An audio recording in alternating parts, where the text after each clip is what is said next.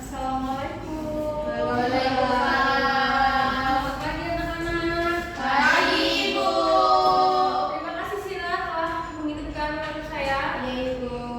Baik, saya lanjutkan terlebih dahulu.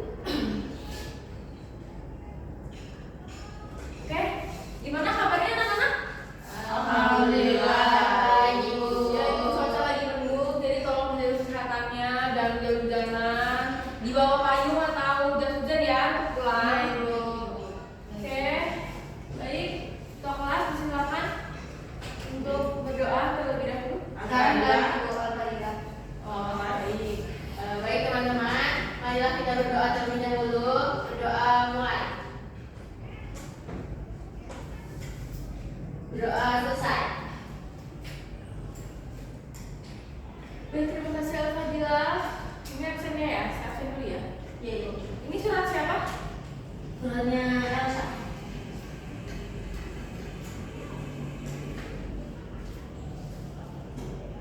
Elsa Salsabila ini suratnya.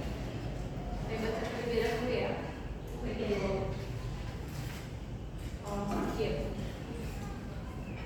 Sejak kapan dia sakit? Apa baru hari ini? Baru udah 3 hari sebutan niatnya kita orang mau jemput dia. Oke. Si Ramana Balkis, Saya, Ibu. Intan Nur Aini, Hadir Ibu. Al-Fadilah As. Hadir, Ibu. Oke, hadir semua ya. Hadir. Oh tidak, Elsa Elsa, tidak ya. Ibu. Oh iya, lupa saya. Maaf, tadi Elsa sudah saya tulis sakit. Baik, teman-teman semua, hari ini kita akan belajar. Menyimpulkan isi surat pribadi dan surat dinas. Oke. Kalau teman-teman ketahui nggak? Berarti teman-teman udah tahu dong surat itu apa? Surat aja deh. Tahu? Coba Sira, surat itu apa sih? Yang ditulis tulisan yang berisi tujuan mengenai sesuatu. Oke.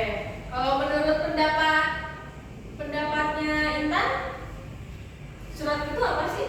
Surat itu jenis informasi yang diberikan untuk seseorang ibu. Baik, tepuk tangan untuk Intan dan Sira. Ya, jawabannya. Surat adalah suatu teks atau informasi yang dia ditujukan untuk seseorang atau instansi. Itu yang benar ya, saya benari. Oke, menyimpulkan isi surat pribadi dan surat dinas. Alhamdulillah, Intan jangan ngobrol. Oke.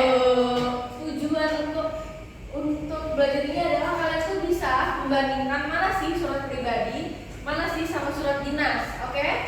Oke, Ibu. Lanjutnya, pengertian surat pribadi. Surat yang ditulis oleh seseorang untuk tujuan pribadi yang sifatnya informal dan tidak resmi. Biasanya digunakan untuk berkomunikasi dengan teman, keluarga, atau orang terdekat. Menurut Al-Fadilah, surat itu apakah hanya berkomunikasi ke teman, keluarga, atau orang terdekat saja atau bagaimana? Untuk surat pribadi ya, Ibu. Ya. Kalau surat pribadi, iya, Ibu, untuk hanya dengan teman, keluarga, atau orang terdekat. Bisa juga untuk pacar ya, Bu ya. Sama saja bisa, Bu. Menurut siapa? Menurut Al-Fadilah, apakah surat sakit juga termasuk surat pribadi? Bukan, Ibu. Kenapa? Karena dia bersifat resmi untuk diberikan kepada guru ataupun kepada atasan di kantor. Ibu izin ke kamar mandi. Baik, boleh. Oke, nanti kita akan tunjukkan surat sakit itu resmi atau tidak ya. Nanti kita akan belajar. Baik, selanjutnya ciri-ciri surat pribadi. Yang pertama, tidak formal, menggunakan bahasa yang lebih santai dan bersifat pribadi dan lebih dekat dengan penerima. Nah, tadi kan saya sudah tanya kepada Fadilah As. Terima kasih atas jawabannya Fadilah. Tapi saya benarkan bahwa surat untuk izin sakit itu surat pribadi karena menggunakan bahasa yang lebih santai, maksudnya bahasa yang memang sesuai dan juga bersifat pribadi lebih dekat kepada penerima. Oke? Paham? Contoh surat pribadi. Tolong dibacakan Intan. Baik Ibu. Contoh surat pribadi Jakarta 15 Desember 2024. Dear Ibu, apa kabar? Semoga Ibu selalu sehat. Aku ingin memberitahukan bahwa aku telah diterima di universitas yang aku impikan. Terima kasih atas dukungan dan doanya selama ini. Aku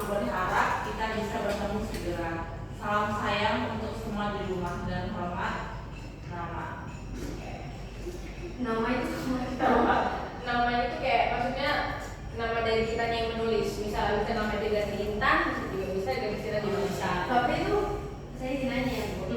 Kalau untuk namanya itu boleh nggak Bu namanya? Misalnya kan saya kalau dipanggil ibu saya kan Ira ya, Mbak Ira gitu. Boleh nggak Bu Mbak Ira gitu? Nggak harus yang kayak Syira gitu. Boleh, karena kan ini contohnya surat pribadi, kecuali itu surat resmi itu berbeda. Nah, menurut Afadila ini isi suratnya apa sih? Isi suratnya itu ingin memberitahukan bahwa dia itu diterima ibu di universitas yang dia inginkan. Wah, menurut pendapat Intan? Sama sih Bu, terus dia itu kayak ngomong kalau ada rasa terima kasih atas dukungannya karena dia itu udah diterima di universitas yang diimpikannya itu. Baik, terima kasih pada Intan dan Adila jawabannya. Jadi ini contoh surat pribadi. Ini surat ditujukan oleh untuk ibunya. Dia bertanya kabarnya dan juga memberikan informasi. Di sini dia menanyakan kabar ibunya. Karena surat itu bersifat informasi, dia juga memberikan informasi kalau aku ingin memberitahukan bahwa aku telah diterima di universitas yang aku impikan. Dan dia juga memberi kalimat terima kasih kepada ibunya atas doa dan dukungannya selama ini. Dan penutupnya di sini, aku berharap kita bisa bertemu segera. Salam sayang untuk semua orang di rumah. Gitu. Jadi ini awalan, ini isi, dan ini penutup. Dila jangan HP. Oke. Pengertian surat dinas. Kalau menurut Sira, surat dinas itu apa? Surat yang ditujukan kepada instansi tertentu. Oke, terima kasih Sira, jawabannya benar. Menurut Dila, surat dinas itu apa sih? Surat apa Ibu? Surat dinas. Surat dinas itu surat yang digunakan untuk memberitahukan sesuatu kepada atasan gitu. Oke. Terima kasih Dila, jawabannya mereka tepuk tangan dulu pada Sira dan Dila. Terima kasih. Pengertian surat dinas, tolong Intan dibacakan. Baik Bu, pengertian surat dinas. Surat ini dibuat oleh instansi atau lembaga untuk tujuan resmi, baik untuk komunikasi internal maupun eksternal. Surat dinas digunakan untuk berbagai keperluan seperti pemberitahuan, permintaan, laporan, atau undangan resmi. Oke, teman-teman pernah nggak sih melihat undangan resmi? Belum. Atau dari orang tua? Belum. Belum pernah, berarti baru ini ya. Iya Ibu. Ciri-ciri surat surat dinas. Maaf ya. Oke, pertama adalah formal. Jadi dia menggunakan bahasa yang formal, bahasa yang baku, dan bahasa yang sopan. Memiliki format yang jelas dan terstruktur. Jadi dia ada pop surat, ada perihal siapa, kamu jangan main HP. Perihal siapa, terus juga tujuannya apa, tembusannya siapa, isinya siapa, dan mesti ada kalimat yang terhormat. Nah, digunakan untuk tujuan resmi atau bisnis. Contoh surat pribadi. Jakarta tanggal 10 Desember 2024. Ada nomornya ya. 123 garing SPK garing 2024 perihal undangan rapat kepada yang terhormat Bapak. Misalnya Bapak Suranto dengan hormat kami mengundang Bapak untuk menghadiri rapat mengenai evaluasi kegiatan semester 1 yang akan dilakukan pada hari tanggal Senin tanggal 15 Desember 2024 pukul 9 WIB, tepatnya di ruangan rapat lantai 2. Demikian undangan ini kami sampaikan atas perhatian dan kehadirannya. Kami ucapkan terima kasih hormat kami, dan namanya bisa diisi dengan jabatan kalian, misalnya Intan sebagai kepala seksi pengembangan, seperti itu. Jadi di sini Intannya mengundang bapaknya. Oke, paham? Paham Ibu. Oke. Langkah-langkah menyukai isi surat pribadi. Baca keseluruhan surat dengan saksama, identifikasi tujuan surat dan apa yang disampaikan, pengirim kepada penerima, pahami pesan utama dan pesan yang diinginkan yang ingin ditekankan atau informasi yang penting, serta perhatikan konteks hubungan pengirim dan penerima, apakah ada informasi yang bersifat pribadi atau informal. Menurut Afadila, perbedaan sifat pribadi dan informal itu apa?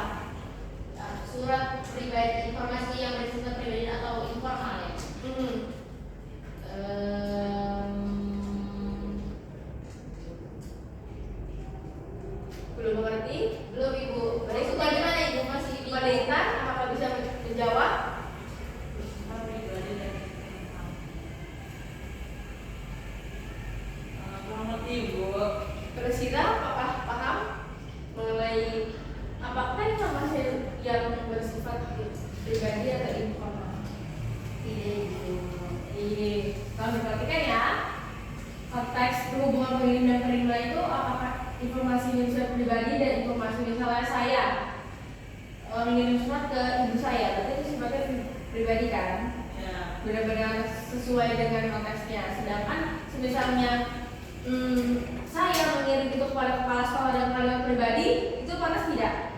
Iya. Jadi menggunakan kalimatnya informal. Oke. Ini baca-baca ya. Langkah-langkahnya menunjukkan isi surat pribadi, baca keseluruhan surat dengan seksama. Jadi sebelum kalian baca, kalian akan baca dulu kalimatnya, terus juga identifikasi tujuan surat, apa yang disampaikan, mengirim kepada penerima, terus juga pahami pesan utama yang ada dari surat tersebut. Oke, langkah-langkah menunjukkan isi surat dinas. Nih, itu surat dinas. Baca keseluruhan surat dengan teliti karena surat dinas itu panjang ya dan ribet juga. Terus juga identifikasi informasi penting seperti tujuan, tempat, waktu kegiatan. Jadi kalian harus memahami isi pembuka, isi dan penutupnya.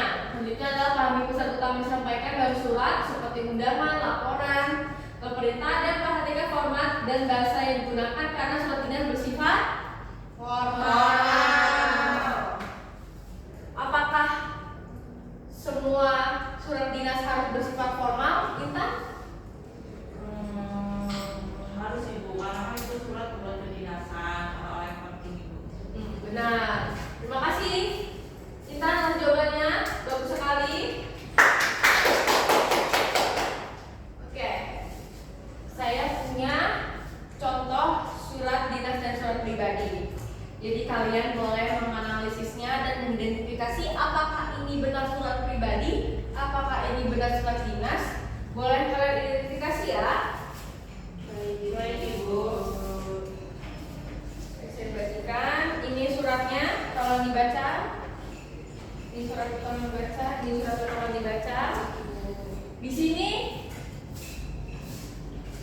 setelah kalian identifikasi, kalian harus menjawab pertanyaan ini. Mengapa sih penting untuk mendapatkan mengingat isi surat dengan benar? Dan apa perbedaan surat pribadi dan surat dinas dalam hal tujuan dalam bahasa yang digunakan? Tolong kalian identifikasi dulu. Saya beri waktu 1 menit karena itu pendek. Saya beri waktu 1 menit karena itu pendek.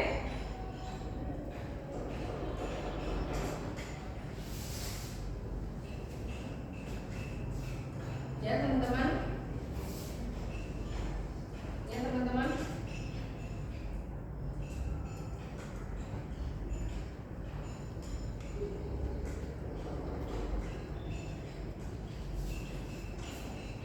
Coba dipahami lagi kata ini, bahasanya katanya.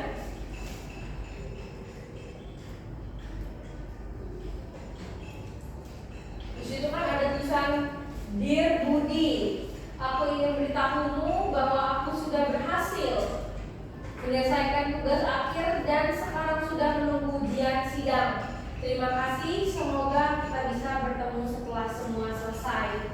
Menurut kalian itu surat pribadi atau surat dinas? Surat pribadi. Mengapa bisa surat pribadi, Gila? Karena dia menggunakan bahasa yang tidak formal dan juga dia ditujukan untuk temannya. Oke, menurut Intan, pendapat Intan apakah itu surat pribadi atau surat dinas?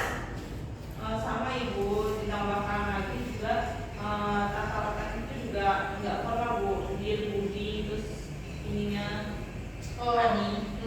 Baik, terima kasih atas jawabannya. Jawabannya tepat sekali bahwa untuk format pertama itu surat pribadi. Benar. Jadi di situ Budi memberitahukan bahwa dia sedang sidang dan menggunakan kata yang tidak formal. Baik, di bawahnya ada surat dinas.